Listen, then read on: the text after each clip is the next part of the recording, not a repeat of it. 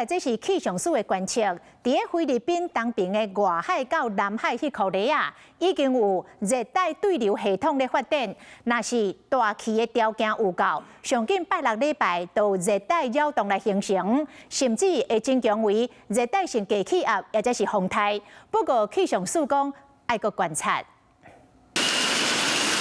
全台淡落落，虽然讲方面已经选对南边过啊，但过水汽悠远偏济，北台湾不定是有局部的阵雨，甚至以南华东地区雨嘛未细，到拜6有可能有热带扰动。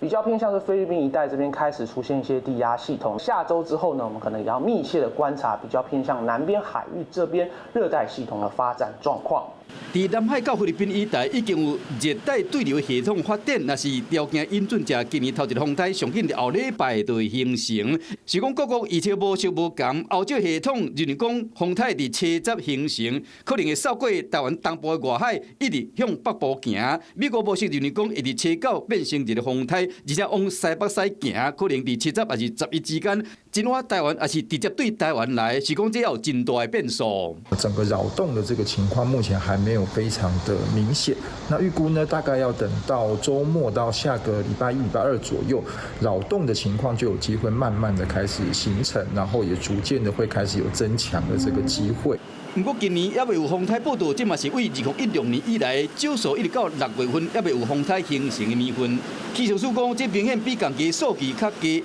连强度数量嘛甲应过有差。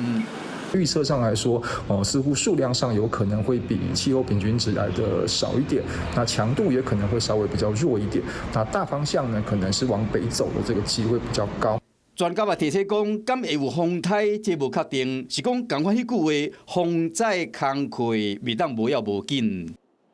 Hello， 我是张新文，想要抢先掌握最及时的新闻资讯吗？赶快订阅、按赞、开启小铃铛，锁定华视新闻 YouTube 频道。